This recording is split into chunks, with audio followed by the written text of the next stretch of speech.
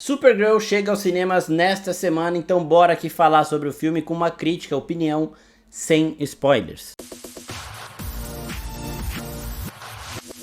E aí, seus geeks, tudo certo? Eu sou o Marcos Veloso e hoje é dia da gente falar de Supergirl, o novo filme da Millie Alcock, né, que fez a Rhaenyra na primeira temporada de House of the Dragon, que chega aos cinemas nesta quinta-feira, se você tá vendo esse vídeo no dia que ele foi postado. Fiquem tranquilos que aqui não tem spoilers do filme, a gente vai falar mais dos pontos positivos e negativos, mas sem entrar em acontecimentos diretos da trama. Primeiro ponto que vocês já precisam saber para tirar da frente é que não tem uma cena pós-créditos nesse filme. Segundo ponto, a parte que eu mais gostei do filme é a Millie Alcock como Supergirl. A Supergirl, a Kara Zor-El, ela funciona muito mais como uma personagem do que o filme em si. Por mais que o filme seja ok, a Supergirl da Millie Alcock ela é absurda. E ela tem um potencial de se tornar um ícone geracional. Porque eu acredito que muitas pessoas vão se identificar com os conflitos da personagem e com a forma dela lidar com isso. Essa história, escrita pela Ana Nogueira, que vai ser a roteirista também de Mulher Maravilha. O roteiro é um dos pontos bons do filme, então eu fico tranquilo em relação ao Mulher Maravilha, que também vai chegar nessa DC do James Gunn. Ele adapta os acontecimentos de Woman of Tomorrow, Mulher do Amanhã, que é uma HQ encadernada aí da Supergirl, escrita pelo Tom King, premiadíssimo roteirista de quadrinhos, e desenhada pela Bilk Zevely, que é a brasileira, que também é premiadíssima, uma arte sensacional. E conta a história da Kara Zor-El, a Supergirl, tendo que lidar com o fato dela ter perdido todo mundo que ela amava na destruição de Krypton, e ela descobrindo como lidar com isso. Então, no primeiro momento, a gente vê uma pessoa amargurada que tenta encher a cabeça com qualquer outra coisa que não seja pensar no passado dela. Então ela sai pra beber, do jeito que a gente viu ela aparecendo no filme do Superman no ano passado. Ela faz festa pra caramba. Ela pode fazer qualquer coisa que não seja entrar em conflito, se meter em confusão ou fazer qualquer tipo de coisa que faça com que ela lembre da família que ela perdeu. Tá? E aí que eu acho que muita gente vai se identificar, porque muita gente, quando perde alguma coisa, tenta encher a cabeça, seja de trabalho, seja de festa, seja de qualquer outra coisa, pra não ter que pensar naquilo que perdeu, naquela pessoa que se foi e tudo mais. Então a gente enche a cabeça com um monte de coisa e não para pra pensar. E aí quando a gente para pra pensar, a gente quebra, a gente derruba. E a gente tá vendo a Kara Zor-El nesse filme, no começo do filme, nesse status aqui. Ela tá bêbada o tempo todo, porque ela vai pros planetas de sol vermelho, como ela mostrou já no filme do Superman, pra não ficar pensando nos problemas e pra conseguir se entorpecer de álcool ali. Porque no sol amarelo, a força que os kryptonianos ganham ali não permite que eles fiquem bêbados nem nada do tipo, e no sol vermelho ela se torna normal. Então ela pode sangrar, ela pode ficar bêbada, ela pode furar a orelha, ela pode fazer o que ela quiser. E ela vai e fica bêbada o tempo todo, justamente para não ter que pensar naquilo. E o filme não é só por isso que as pessoas vão se identificar com a personagem, é porque eles mostram ela superando isso e se tornando quem ela deveria ser desde o começo. Então ela consegue lidar com o trauma dela e virar uma pessoa mais heróica, digamos assim. Essa trama ela é muito bem feita, a parte dramática do filme é a melhor das partes e funciona bem. E por isso que eu acho que ela vai se tornar esse ícone geracional. Pela forma com que ela passa por isso e pela forma com que ela supera isso. A gente tem os dois aliens que são humanos pra caramba no mundo da DC. O Superman, que é o humano do símbolo de esperança, o cara que vai ter empatia com todo mundo, o cara que nunca vai ser quebrado pelas maldades e crueldades do mundo e do universo. E a gente tem a Kara Zor-El humana no sentido falho da coisa, no sentido de fugir dos problemas, de tentar não pensar naquilo que perdeu, de tentar lidar com a vida de um jeito meio só tô indo no automático aqui, porque eu não sei como lidar com isso.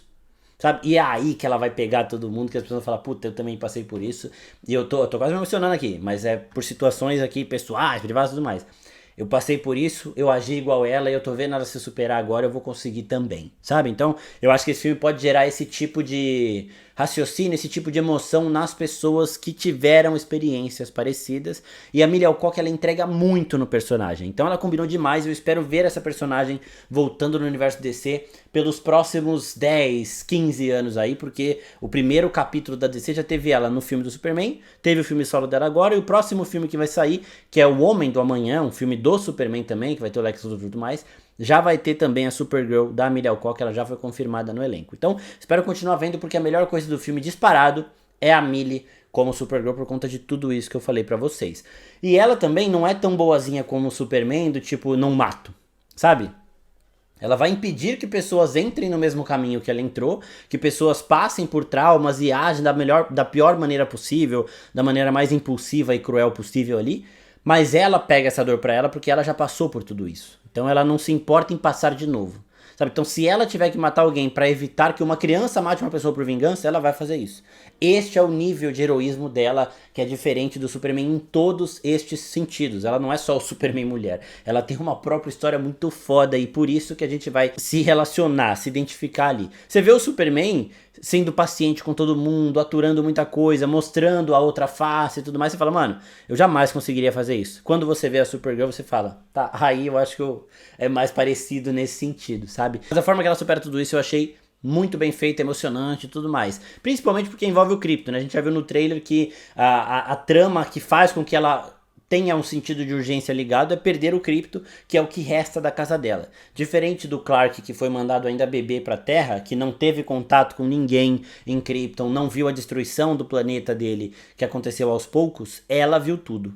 Ela cresceu ali em Krypton e ela viu as pessoas morrendo aos poucos ali, foi perdendo pai, perdendo mãe, perdendo família, amigos e tudo mais. Então, o trauma nela é muito maior do que nele. E isso reflete na forma de viver dela. Agora, os problemas do filme, pra mim, estão na direção. A direção do Craig Gillespie, ela me incomoda porque ele tenta ser muito James Gunn, ele tenta ser muito Guardiões da Galáxia e ele falha nesses momentos. De trilha sonora, de mesclar drama, ação e comédia. Sabe, o James Gunn faz isso com maestria nos 3 Guardiões da Galáxia, fez isso no Esquadrão Suicida. Ele passa uma outra vibe em Superman, mas também é excelente. Mas o Craig tenta ser ele e não consegue. Eu acho que é porque ele tá dentro do universo da DC do James Gunn. Ele tentou pegar uma temática ali de aventura espacial que o James Gunn entregou fantasticamente em Guardiões da Galáxia. Por mais que a personagem funcione de um nível 10 de 10, o filme funciona num nível 6, 7 de 10 em alguns momentos, pra mim, principalmente por problemas de ritmo e porque esse tom, essa alternância dos tons aí, não me agradou no conjunto final da obra, mas que seja um filme bom, tá? Um filme ok ali, mas ele tem estes probleminhas que pra mim estão na direção. O roteiro da Ana Nogueira é excelente e a parte dramática do filme também é muito boa.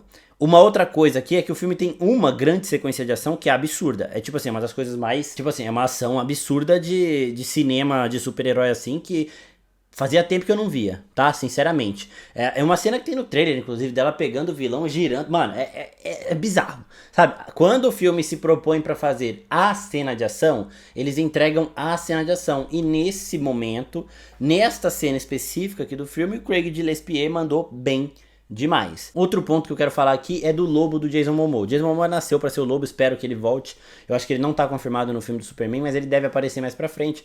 É um caçador de recompensa porra louca que tá aí no universo da DC, então talvez ele apareça como um coringa aí. Funciona bem, por mais que ele não tenha muito tempo de tela aqui neste filme. Quando ele tem, ele rouba a cena total. E quando eu digo que a personagem é melhor do que o filme em si, não é que o filme é uma merda não, tá gente? Muito pelo contrário. Mas eu coloco esse filme naquela prateleira dos filmes esquecíveis, digamos assim. A gente tem os filmes de super-herói, tá? Colocando do gênero super-herói, que são os filmes que marcam a pessoa. Homem de Ferro, Pantera Negra, Os Vingadores, sabe? Acho que até o Superman do David Gordon Green ele entra nisso porque ele traz uma esperança nova, ele traz muita coisa ali. O Cavaleiro das Trevas do Christian Bale, por exemplo, que é o suprassumo do cinema de super-heróis e tudo mais. Estes filmes estão na prateleira de marcantes. Aí a gente tem os filmes da prateleira de esquecíveis, que são os filmes que a gente vai assistir. A gente vai se divertir assistindo, mas a gente não vai, tipo, daqui a 5 anos, lembrar, tipo, caralho, Supergirl. Do mesmo jeito que a gente não lembra, caralho, Doutor Estranho. Doutor Estranho, quando saiu, era um puta de um filme. Foi um filme legal, todo mundo gostou. Mas não é esse filme que marca desta forma. Sabe, Guardiões da Galáxia marca mais. Doutor Estranho não marca tanto. Doutor Estranho Multiverso da Loucura, um puta de um filme. Mas ele entra também nessa prateleira que às vezes a gente esquece que ele teve. Sabe, eu não tô falando que é ruim, eu tô falando que é dos esquecíveis. E aí a gente tem a prateleira das bombas, que é Batman vs Superman, é Thor, Amor e Trovão, sabe? Aí são os filmes ruins, que a gente não esquece porque eles são muito ruins, chega a ser até uma experiência meio traumática ali. Supergirl tá longe de ser isso. Supergirl tá na prateleira do meio. Um filme que vai te entreter, que vai te divertir quando você for assistir, mas que daqui a alguns 6 meses não vai ser um filme que vai ter te marcado, por mais que eu ache, e eu tenho até quase certeza que a personagem, a Kara Zor-El, a Supergirl da Emilia Clarke, ela vai sim ter esse status de marcar uma geração, de fazer com que pessoas cresçam admirando ela como a grande heroína da vida dessas pessoas, assim como pessoas cresceram admirando o Homem-Aranha, a Mulher Maravilha, a Capitã Marvel, o Tony Stark e vários outros desses grandes heróis que marcam gerações. E é justamente pela versão da Emilia Clarke e da Kara Zor-El que eu quero ver uma Supergirl 2, quero ver mais filmes aqui, mas eu tentaria mudar a abordagem, sabe? Então, de novo, o grande problema aqui é que tenta muito ser Guardiões da Galáxia, na minha opinião, e não consegue. Mas o filme tem mais méritos do que defeitos, isso sem dúvida nenhuma. E sim, eu garanto que você vai assistir o filme, quando você for assistir o filme, você vai achar divertido, você vai sair do cinema com um sorriso no rosto, talvez até um pouco emocionado, caso essas temáticas tenham alguma relação com algo que você já passou na sua vida e tudo mais. Desejo aqui uma vida longa e próspera para a Kara Zor-El de Emilia Clarke no universo da DC, então eu espero que esse filme faça um grande sucesso. E é claro, gente, eu não vou vir aqui falar que eu achei o filme 10 de 10, totalmente perfeito em todos os sentidos, se eu não achei isso. Tá? Então eu sempre vou falar o que eu achei, o que eu entendi dos projetos ali, justamente para vocês, quando vierem assistir os meus vídeos, saberem o jeito de eu lidar e saberem que eu estou falando o que eu tive de sensação assistindo o filme ali. Se fosse para falar bem de tudo, eu não faria aqui, porque aí vocês saberiam que eu já vou falar bem mesmo, então não ia importar nada para vocês a minha opinião.